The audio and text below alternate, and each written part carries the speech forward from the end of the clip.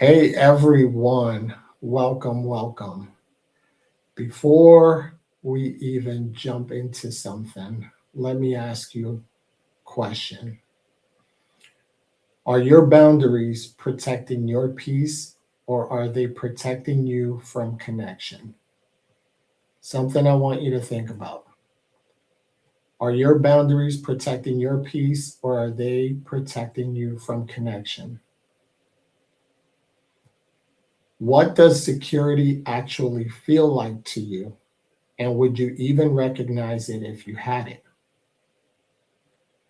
What does security actually feel like to you? And would you recognize it if you had it? Tonight, we're answering those. So, welcome back to the Mental Warrior 22 show. I am your host, Alex Bonilla. Welcome, everybody. D, hola. Hey, Misty, hey, welcome. Well, before we even push forward, please, if you guys can share this on your page, I would appreciate it. Send this to someone who might need it. And just like any other night, tonight, probably going to make some people uncomfortable because tonight's show is called Maybe You Are the Problem. Maybe you're the problem. Before anybody gets defensive, I want you to hear me out. Now, I'm not talking about being the problem in somebody else's life. No, that's part two. That's next week, right? Tonight, I'm asking something a little more personal. Am I the problem in my own life? And this is a very different question because we're really good at identifying what happened to us, who disappointed us, who crossed the line, who hurt us, right? Who broke our trust, who isn't loving us correctly. And sometimes those things are wholeheartedly true, right? This is not victim blaming, right? But here's what I want us to think about, to wrestle with, right? What if everything happening in your life isn't your fault, but some of what keeps happening is your responsibility? That's what I want to talk about tonight, right? Because there's a difference between fault and responsibility. You're not responsible for somebody lying to you, someone abusing, someone betraying you, or for what happened to you as a child. And I want to say this again because it's the part people skip past on their way to to feeling guilty.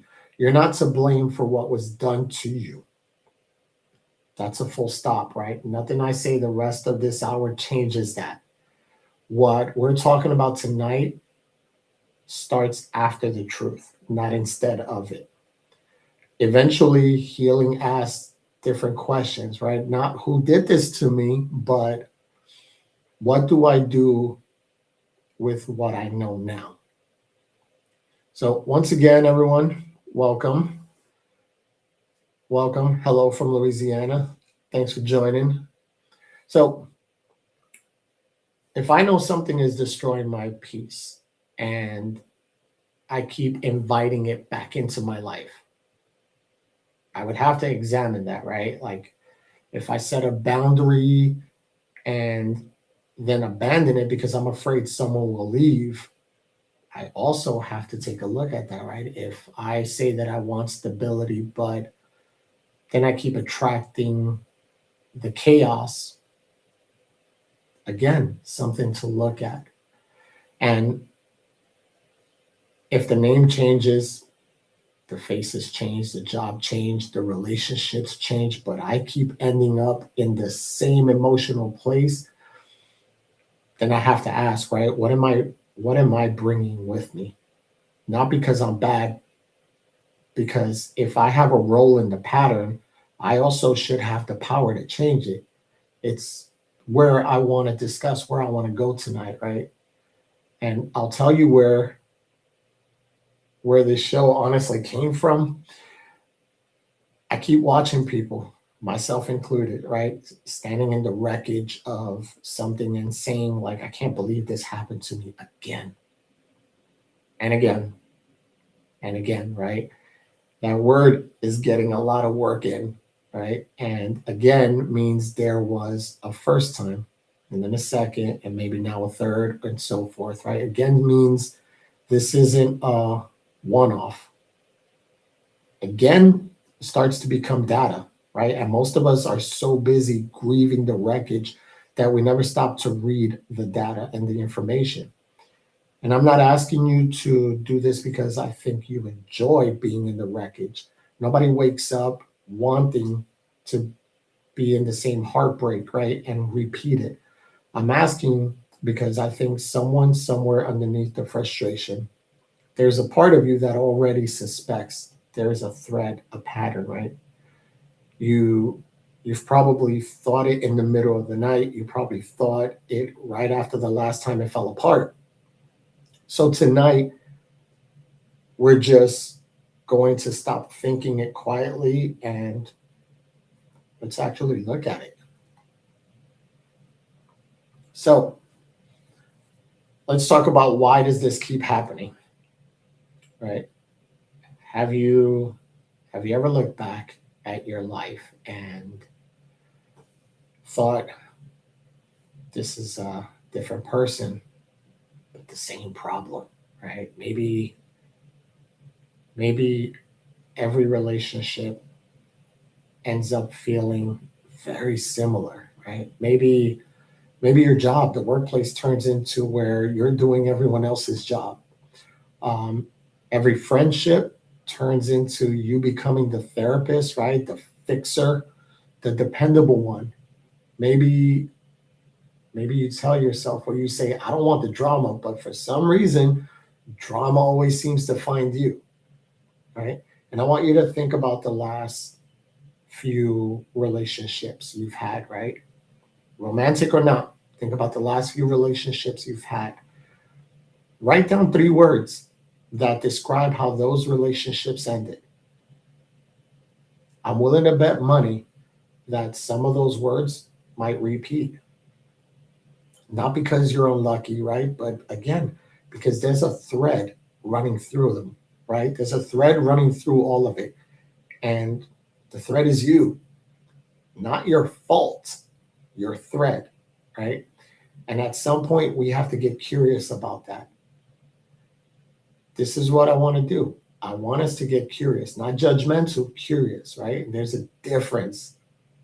There's a difference between why does this keep happening to me and why does this keep becoming familiar territory for me? Those are completely different questions, right? The first one will keep you in, the first one will keep you a victim of your own life, but the second one will hand you a map. So here's my question to you all. How many times can the same thing keep happening to you before you examine your role in the pattern? I want you to think about that. How many times can the same thing happen to you or keep happening to you before you decide to examine your role in the pattern? This is where you got to be brutally honest, right? Because it's hard. Sometimes it's hard for us to accept the role that we played. So, some I want you to think about. So, let's talk about how familiar doesn't always mean healthy, right? This is where attachment matters, right? Sometimes we don't choose what's healthy, we choose what our nervous system recognizes, right? Familiar can feel safe even when it isn't secure. Nikki, I like to make my mistakes multiple times just to make sure. Listen, I think that most of us have that problem, right? Most of us do that. But sometimes we don't choose what's healthy. Again, we choose what our nervous system recognizes, right? Because familiar can feel safe even when it isn't secure. And I want you to think about it. Think about it like a thermostat, right? Let's say let's say you grew up in a house set to 75 degrees, right? And then someone puts you in a room that's set at 68. Your body doesn't say, ooh, this is better. It says something's wrong. This doesn't feel right, right? Even though 68 is actually a healthier temperature, your nervous system isn't measuring what's good for you. It's measuring what matches what it already knows, right? So you can say, I want peace. But if you've lived in chaos for years, peace is going to feel uncomfortable initially, right? Or when you say, I want someone emotionally available, but if you spent your life earning like closeness, someone who simply gives it to you, it's going to feel boring, right? Meanwhile, the person who's warm today and distant tomorrow may create that like intensity, and we mistaken that intensity for chemistry, right?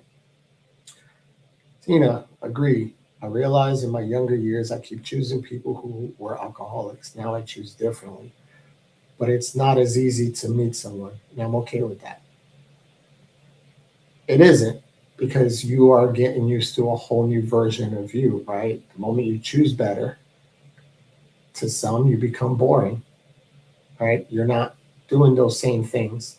You're choosing different. So now you're having to find that different as well. So that, and the dating pool today sucks. I mean, that just is what it is, right? But this is why so many people leave a calm, consistent relationship feeling nothing. And then they leave an unpredictable one feeling alive, right? The nervous system isn't rewarding what's good for you, it's rewarding what's familiar to you. And if chaos was your normal growing up, then that calm, like, can register in your body as boredom. It's gonna, or worse, it's gonna feel like a red flag that something's about to go wrong. Chemistry and compatibility, they're not the same thing. So, my next question,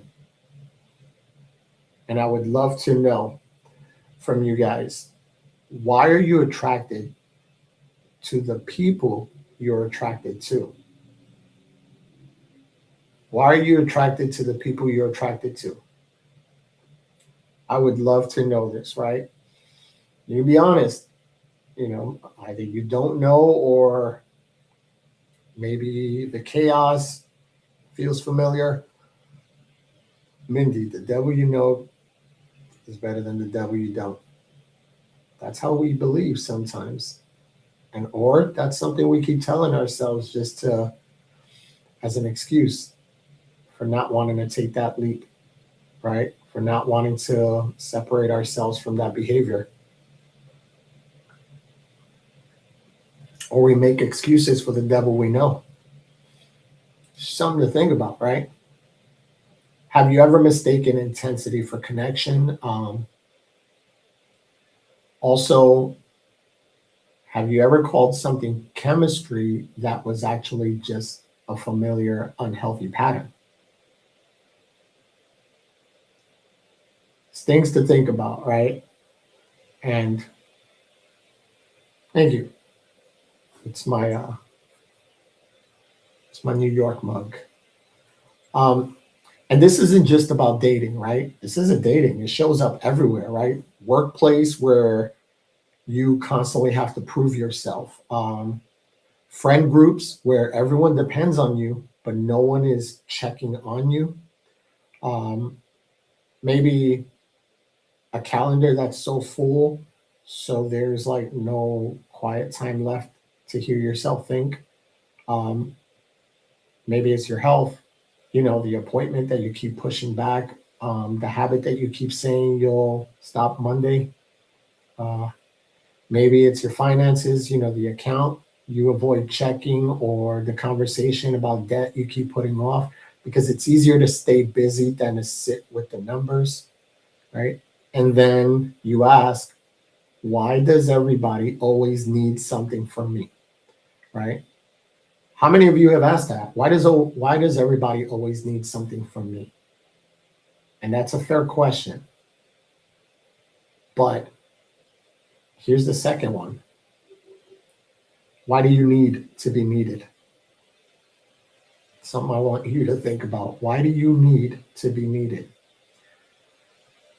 Maybe being needed and the usefulness got tied to worth somewhere along the way, right? Maybe somewhere in your story, being helpful was the safest way to stay wanted.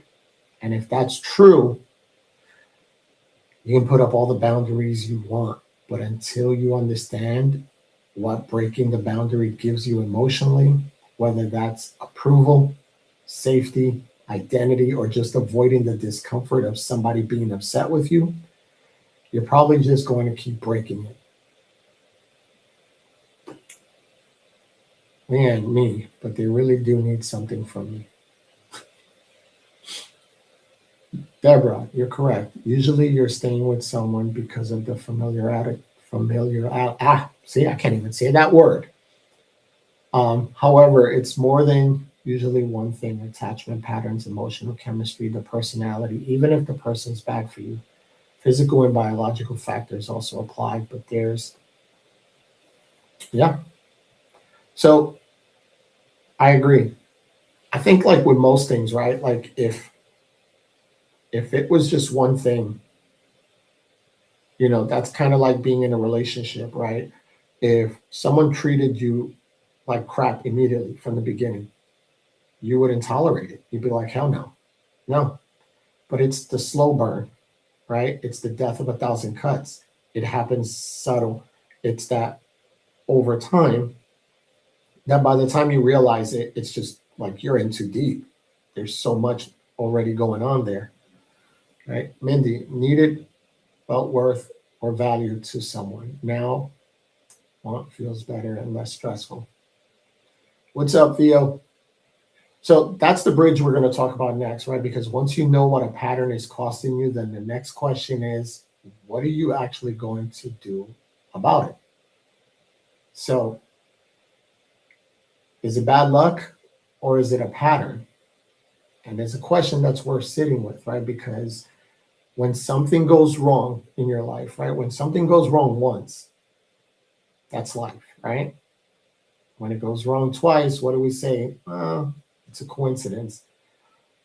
But if it goes wrong 3 times, 4, 5, 6, in different rooms, in different relationships with different names attached, what point do you stop calling it bad luck? And I say this with love. Some of you have blamed an entire city for your dating life, or a whole state, right? Like, I hate Texas. Texas dating pool is crap, blah, blah, blah. Men are horrible, women are horrible, right? You've blamed an entire industry for your work life, right? You might have said things like, there's no good people left, or every job sucks, every job is toxic, and maybe some of that might be true. And there's a real dysfunction out there, don't get me wrong, but if the common denominator in every version of the story is you, at some point, the math just stops mathing, right? The math just stops adding up to bad luck. And that's not an insult.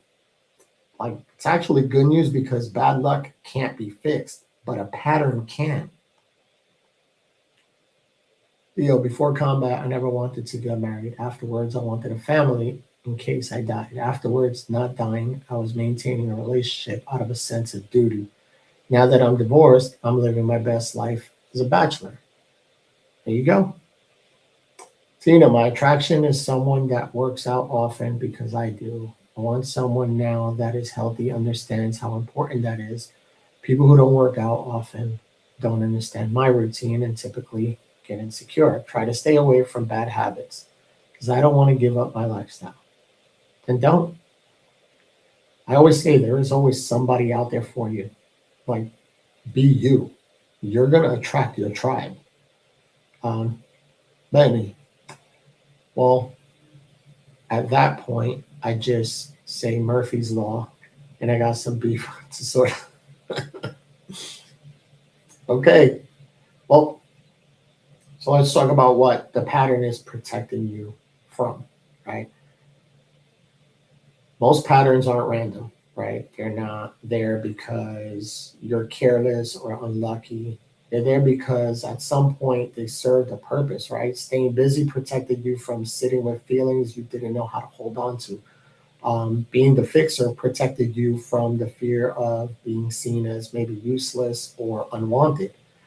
Chasing that intensity protected you from the fear of being ignored, right? So before you can let go of the pattern, it helps to understand what it was doing for you, not to justify keeping it, to understand it well enough that you can build something else in its place, right? Because if you just rip the pattern out without replacing it with anything, then that same need that built the pattern in the first place is still sitting there. And it's just going to find a new way, right? Usually one that looks a lot like the old way, just with a different name on it. And we're going to repeat the same behaviors, right? This is why willpower alone rarely fixes a pattern, right? Because while you can white knuckle this um, way out of a bad relationship and end up in a nearly identical one, like a week or 18 months later, right? Because you never dealt with what the underlying need was, right? You just changed the face attached to it. Real change means asking what the patterns was given you and then finding a healthier way to get that same thing met. So this brings me to the comparison trap.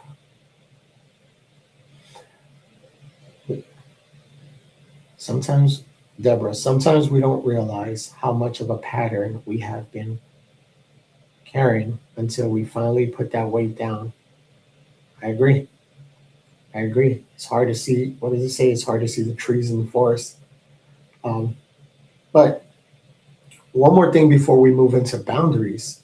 A lot of us make this harder on ourselves that by comparing our pattern to someone else's, right? At least I'm not as bad as he is, or I'm not as bad as she is, right? At least I didn't stay as long as they did, right? That comparison feels like a relief at that moment, but it's usually just another way of avoiding looking directly at your own story. So your pattern doesn't need to be the worst pattern in the room to be worth looking at or examining, right? It just needs to be costing you something, whether that's your peace, time, or self respect. If it's costing any of that and your energy, it's worth the conversation, regardless of how it's going to stack up, right? So, boundaries might be the most overused word, right? The most misunderstood in the wellness culture, right? Everybody's got it somewhere, right? A boundary isn't an instruction for somebody else, it's a decision about what I will do when something happens, right? I can't control whether somebody crosses a line, but I can control what happens after they do, right? If I say, if you keep speaking to me like that, I'm leaving this conversation, that's a boundary. But if they do it five more times and I stay every time, then something else just happened, right? They violated my boundary, of course, but I also taught myself my boundary doesn't mean anything. And here's the part that stings: the other person didn't teach me that. My boundary doesn't, like, I taught that myself. Every time I said one thing and did another, I was training myself not to trust my own word. That that's where that self-trust starts to kind of decline. It erodes, right? Quietly, one broken promise to yourself at a time. It's it's like picture a coworker who keeps dumping their work on you at 5 o'clock on a Friday, right? You probably said something about it before, maybe more than once, but every single time you stay late and do it anyway. At what point does that stop being their overreach and start being your pattern, right? They're still responsible for asking, but you're the one who keeps saying yes. So, what does these boundaries cost? Sometimes when you enforce these boundaries, it's going to cost your approval, right? Convenience, access, sometimes a friendship or relationship. Sometimes it means disappointing somebody. And for a lot of us, that disappointment feels unbearable for a lot of us. We can't handle that, right? If you grew up in the house where keeping the peace was your job, where you learned early that your need came second to everyone else's mood, then holding that boundary as an adult doesn't just feel uncomfortable, it's dangerous, right? Your body remembers what happened the last time you spoke up. So you choose to stay quiet and you let it slide again. And you call that I'm just being easygoing when it's really just an old survival skill that's still running the show. And sometimes the reason we don't enforce our boundaries isn't that we don't know what they are, it's that we're afraid of what enforcing that boundary might cost us. So ask yourself, what boundaries are you angry at someone for crossing that you never consistently enforced?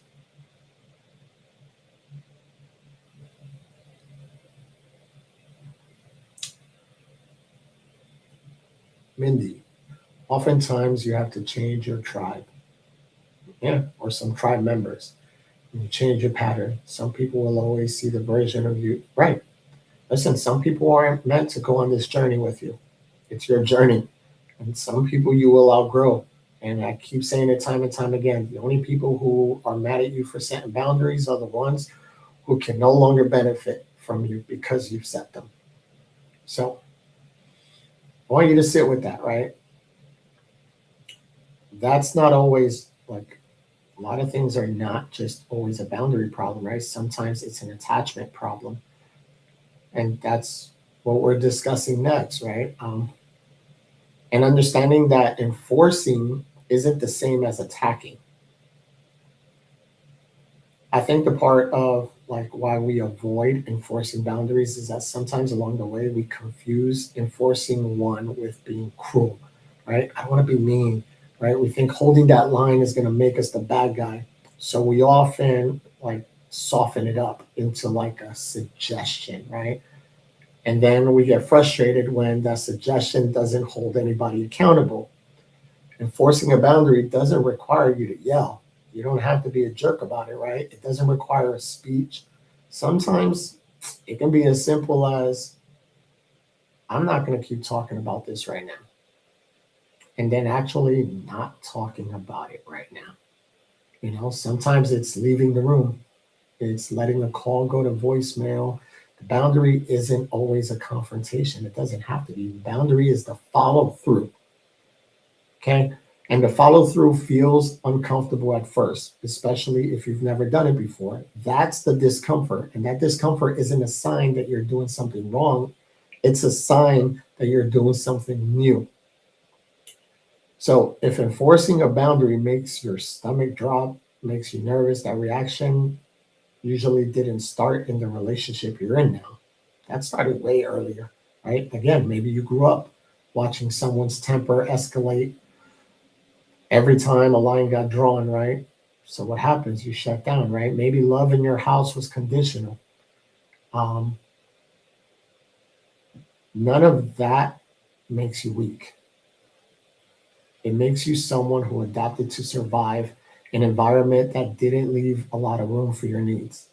But adaptation that made that made sense at like 7 years old, it can quietly sabotage you in your later years, in your 30s, in your 40s, right? Because that environment changed and the response never got updated.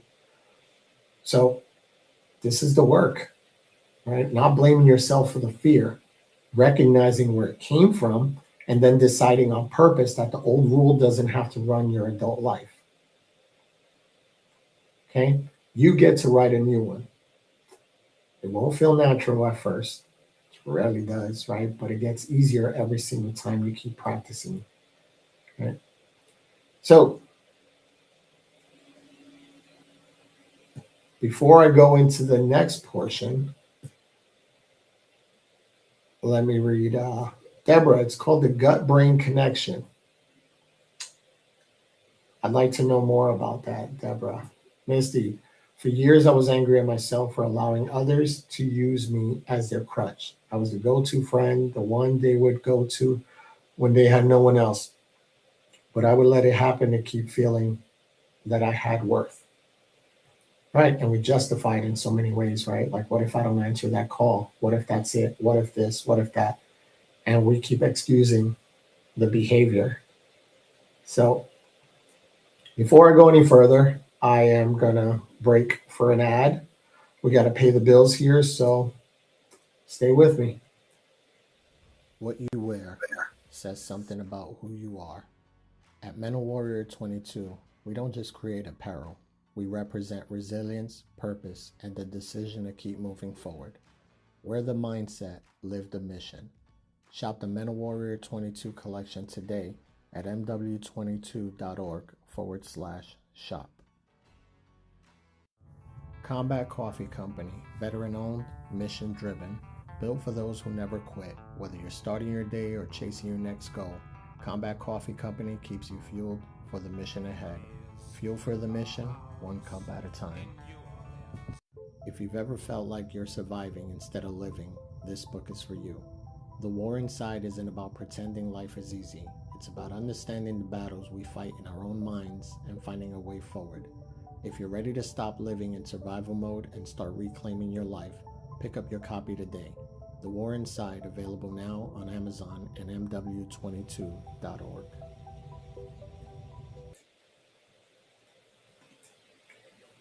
Welcome back. Welcome.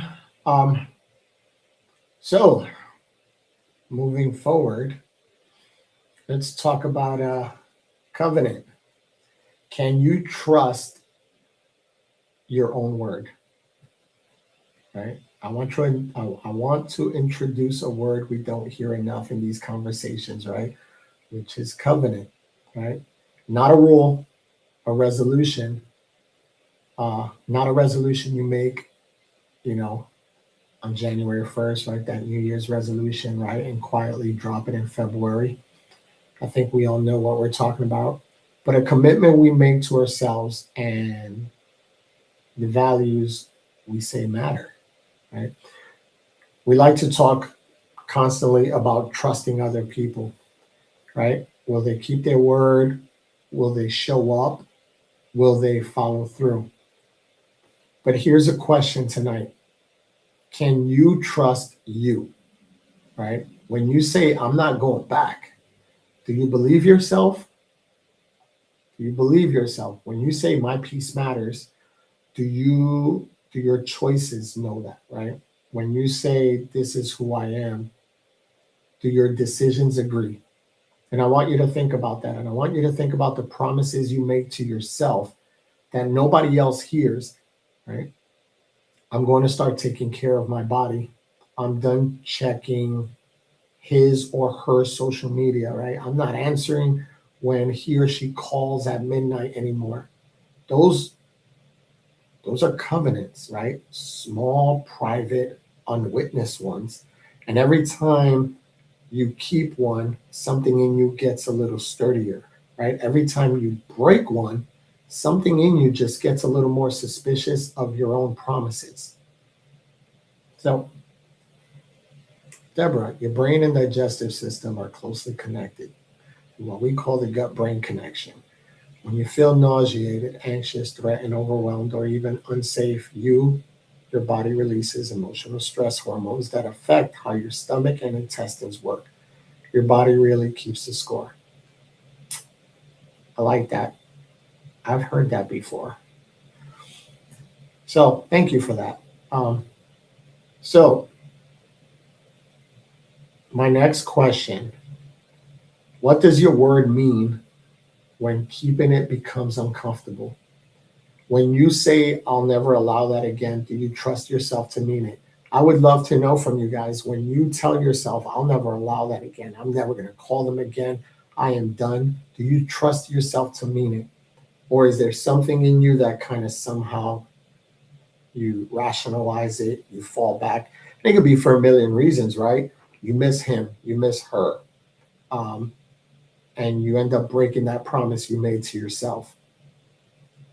Can you guys admit, like, has there been times where you've broken many of these promises to yourself? I know I have, and that's on everything, right? I'll never get married again. I got remarried, right? I'll never divorce. I got divorced. I'll never do a lot of things, and I did them, right? So it happens. It happens. I've been asked 3 times after my divorce if I'd get married again. I told them why they would be comfortable getting married to me when I didn't keep my vows the first time. That's deep. It hurts, but it's the truth. Um, so let's discuss that self betrayal. Right? Every time we repeatedly abandon something we told ourselves that mattered, we lose a little confidence in our own word. Right? And I'm not talking about being human and changing our minds sometimes. No, you're allowed to change your mind. Right? Everybody has moments where that emotion is going to override your judgment. I'm not talking about the pattern, right? If a friend kept telling you, I got you, and then disappeared every time you needed them, eventually you're going to stop trusting them, right? You'll stop leaning on them. You keep them close, maybe, but you have your guard up now, right? So, what happens when the person repeatedly breaking the promises is you? You start doing the exact same thing to yourself that a bad friend would do to you. You you stop leaning on your own word. You keep yourself close, right? But you don't fully trust yourself or your word anymore. And a boundary will say, this matters to me, but a covenant says, I'm committed to honoring what matters to me, right? That self trust, it will say, I believe myself when I say, right? Security grows when those 3 line up. And it's going to decline, it's going to erode when any of those things are missing. So, Misty, at some point, you will get to that spot where you suffered the consequences enough to finally stop the loop and refuse to do it again. One can hope, right? Because I'm a strong believer that sometimes people have to hit their own personal rock bottom in order to change. And that looks different for everybody. Sometimes it means losing everything. Sometimes it's a couple of times. It all depends, right? But one can hope that at some point you recognize it and you're like, no, this needs to change, right?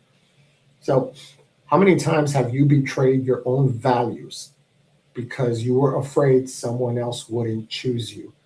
I want you guys to think about that. How many times have you betrayed your own values because you were afraid somebody else wouldn't choose you? So, Deborah, to Misty,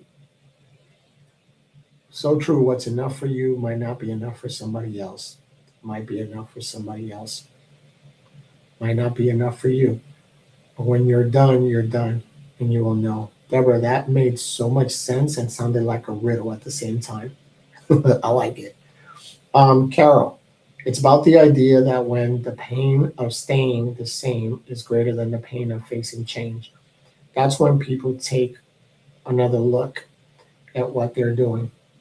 Yeah, but then some people are just stubborn as hell and they're so caught in that pattern that they don't see the change. Everyone else seems like a problem, right? So I want to make something clear about. I want to be clear about something. This isn't about, again, being hard on yourselves or like shame. Shame doesn't build the covenant, right? It just makes you hide from yourself faster, right? The goal isn't to sit here and just kind of catalog every promise you've ever broken to yourself. The goal is to notice, right? Without flinching, and then decide what you're going to do the next time that moment comes around again, right? because it will come around again. It always does, right? The next time, hopefully you get to choose differently, and not because you're a different person, but because you're paying attention now. You're paying attention, right? Anybody can keep a promise when it's easy, right? The real test of covenant is what you're going to do when keeping it cost you something in the moment, right?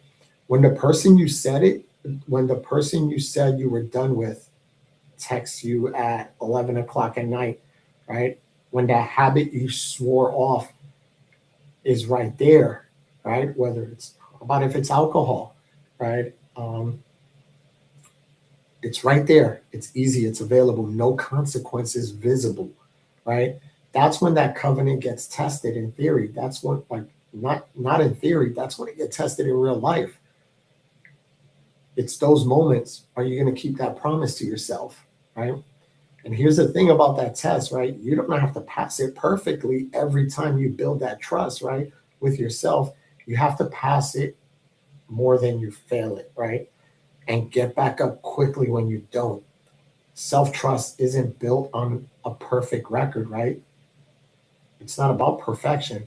This is progress, not perfection, right? It's built on a pattern of coming back to what you said mattered, and even after you've like fallen or drifted from it.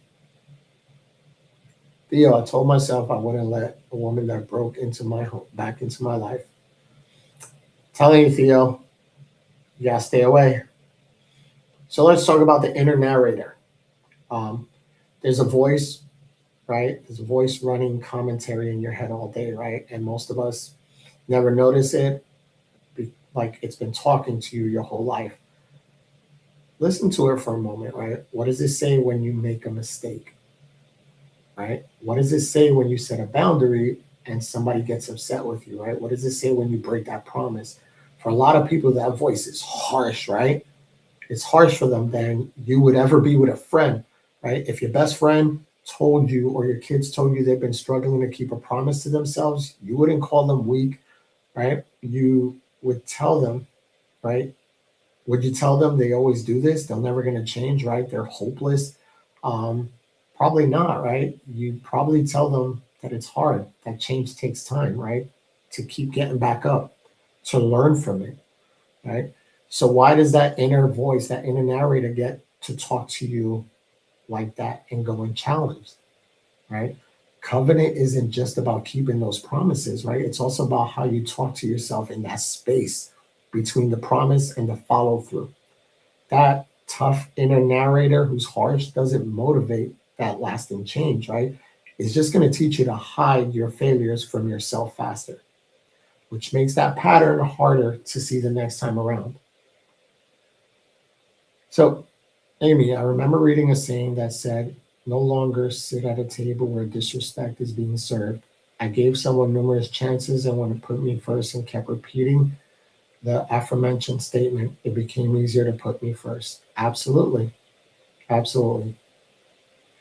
So, not every promise you make to yourself is going to carry the same weight, right? I think that goes without saying, right? There are aspirational promises, the ones about who you want to become, right? I'm going to be more patient. I'm going to take better care of myself, right? Those are good, right? But they're a direction, not a deadline, right? Beating yourself up for not being fully there yet misunderstands that kind of promise is for, right? And then there are the covenant promises, the ones tied to a specific line you said you wouldn't cross again. Again, I'm not going back to that relationship. I'm not going to let that person speak to me that way. Those aren't aspirational, those are decisions. And decisions either get honored or they don't.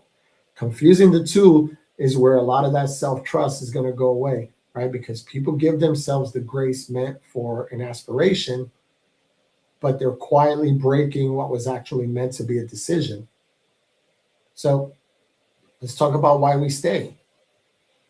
Telling somebody just have better boundaries, that's easy, right? But the harder question is why enforcing the boundary is so tough in the first place. Sometimes it's that fear of abandonment or validation identity, right? I believe that if I lose this person, What does that say about me? Right? Sometimes instability is still preferable to being alone, because being alone can feel like proof of something you've already thought about yourself, right? I'm a failure. I'm not good enough, right? So, real security isn't nobody will ever leave me, or if I do everything right, this is still going to work. No, you can't guarantee either one of those. Nobody can. Anyone who tells you they figured out how to guarantee somebody will never leave is just full of shit, right? They're selling you something. Security is closer to whatever happens, I trust myself not to abandon myself to keep somebody else, right? That means I can love you without losing myself. I can compromise without erasing myself. I can hear no without collapsing, right? I can experience the rejection without deciding I'm worthless, right? I can walk away from something unhealthy even when part of me desperately wants it, right? And that last one is the hardest, because wanting something and it being good for you are two completely different things. And most of us were never taught how to tell the difference, right? So, have you ever mistaken being needed for being loved? Something to think about. When someone actually respects your boundaries, does it feel safe or does it feel weird and unfamiliar? So, Nayeli, sometimes you just feel so tired, like you've had it with everything. People are always telling you you're strong and that you can handle anything, but what if you're not? What if on the inside you're just slowly fading away? The question is there someone you can talk to about that, right? Because we talk about boundaries, we talk about your circle, right? If those are things that you can't talk to them about, then that's not your circle.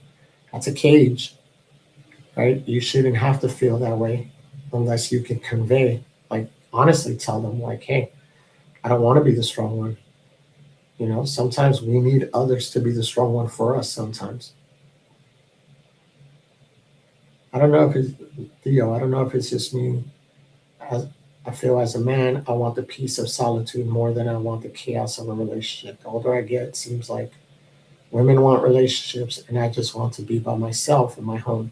Not trying to start a battle of sexes, but it's an observation I've had among me and other successful female friends.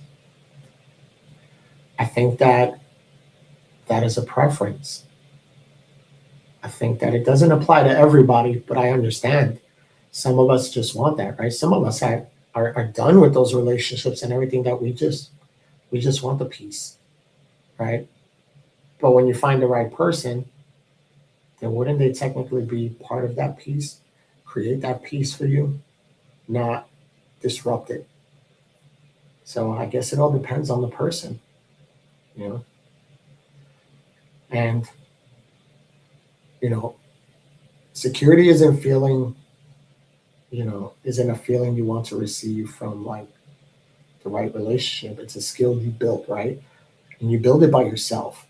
Often before that relationship even shows up, it looks like sitting with the discomfort, right? Instead of trying to numb it, calming your own nervous system instead of needing someone else to calm it for you, right? It's being able to tolerate someone being upset with you without abandoning your position. Like, buddy, you want to be mad at me? Be mad at me, right? So none of that's going to happen overnight. Nobody wakes up one day just fully secure, right? It's built one uncomfortable choice at a time, right? Repetition, right? It's rebuilding the trust with yourself. So if you spent years abandoning your own boundaries, your own values, your word, you can't expect that security to show up overnight just because you've had one good week. No, trust, even self trust, gets rebuilt the same way it gets broken, slowly and through repetition. So think about what it takes to trust another person, right? Again, after they've hurt you. You don't just decide to trust them because they apologize once. No, you watch what they do over time, right? You watch whether their actions is going to match their words again and again until that evidence outweighs the doubt. Your relationship with yourself is going to work the same way. One good decision isn't going to erase the 10 years of self-abandonment, but it's the first data into a new pattern, right? And every data is going to make the case a little stronger.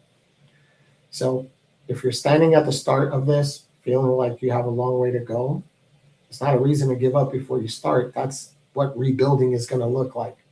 Okay. So tonight wasn't about blaming yourself. It was about taking responsibility for, like, it wasn't about taking responsibility for someone else's behavior, right? We're asking now that I know better what belongs to me, right? Your boundaries, they belong to you. The choices, right? What I repeatedly return to deserves examination, right? Healing belongs to you, right? And that word belongs, like, matters more than it sounds. Something that belongs to you is something you have authority over. You didn't have authority over what happened to you, but you have the authority over what you carry forward. And that authority is the whole point of tonight, right? It's taking one situation in your life that keeps frustrating you, not the biggest trauma of your life, a pattern, relationship, friendships, work, family, whatever it is, ask yourself 5 questions, right? And I'll give you an example. Say the pattern is friendships that quietly become one-sided. You're always checking in, remembering birthdays, always the one who shows up, right? And every few years, you notice the friendship just keeps fading, right? I think we've all been there. Here are the 5 questions to ask. What keeps happening, right? Don't explain it, just name that pattern. What am I repeatedly choosing, tolerating, or returning to, right? That's where we're looking at behavior. What boundary do I know I need but struggle to reinforce? What am I afraid enforcing that boundary will cost me? What promise to myself would I have to keep in order to change this pattern? Now run that friendship example through, right? What keeps happening? The friendships end up one-sided. What am I repeatedly choosing, right? I keep reaching out first, and I'm the one initiating it, right? Watering dead plants. So what boundaries do I need? Maybe it's matching effort instead of leading it, right? What am I afraid it's going to cost me? Losing the friendship entirely and finding out maybe it was never mutual. So think about what promises you need to keep. So I want to implement something real quick. Everything we talked about tonight, it fits into, like we discussed last week, the framework that I use in my own life, right? With the War Inside workbook. And we talk about the warrior method, right?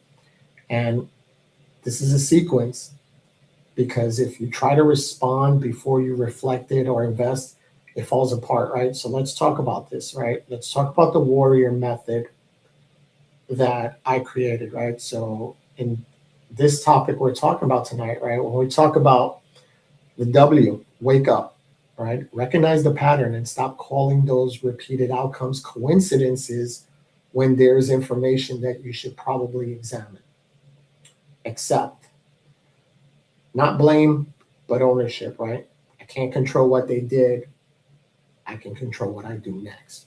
This is where most people quit, because that acceptance sometimes feels like giving up. It's the opposite, right? It's picking a fight you can win. Reflect.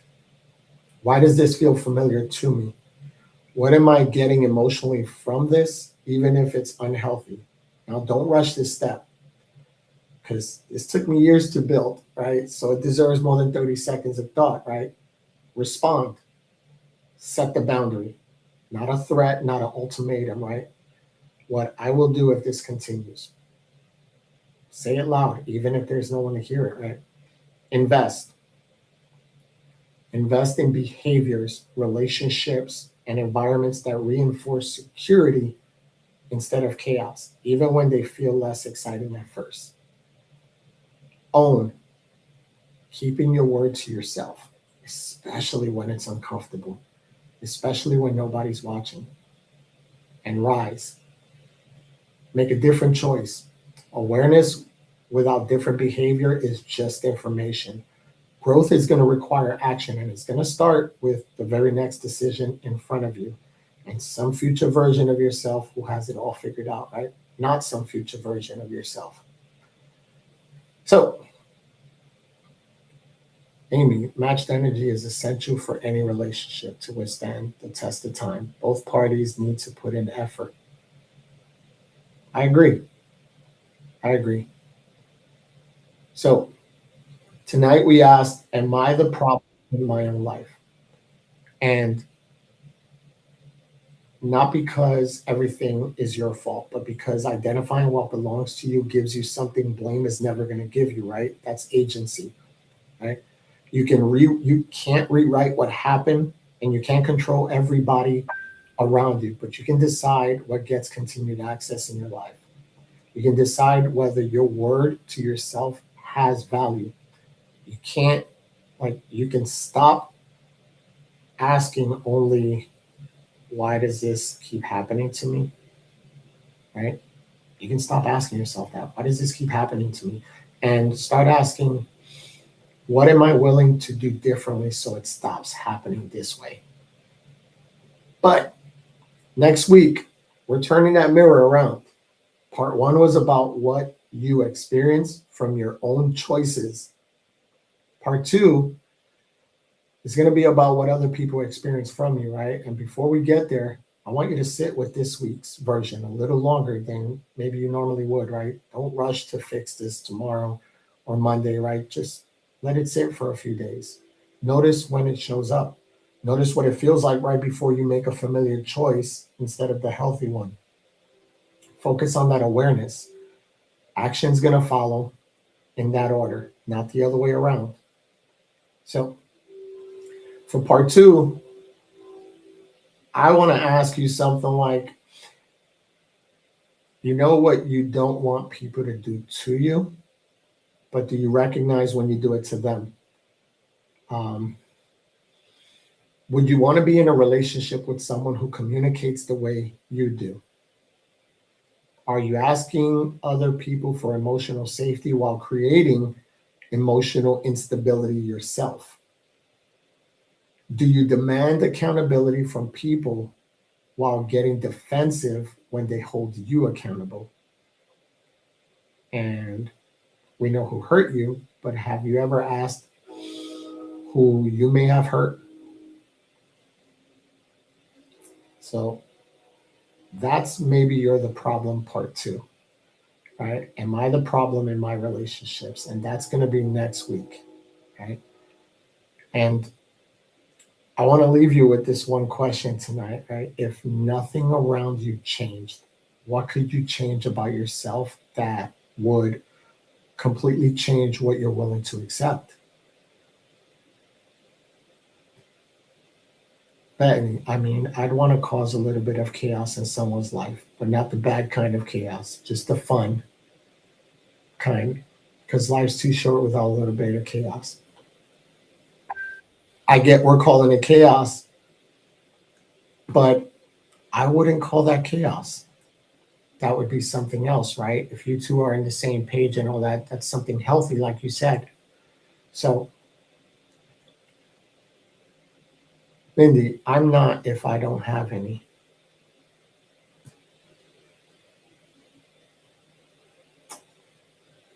Yes, each person putting in the effort and consistency to be the other's piece. Absolutely. Well, ladies and gentlemen, please tune in next week. I will be going live from Albuquerque, New Mexico, as I'll be there for a conference. Tune in next week as we talk about part two. Am I the problem in my relationships? Thank you guys for being a part of this show. Thank you for coming out. Always a pleasure. Remember, we are stronger together and no one stands alone. I am Alex Bonilla. Thank you guys again for being a part of this. And please share this, like this, follow.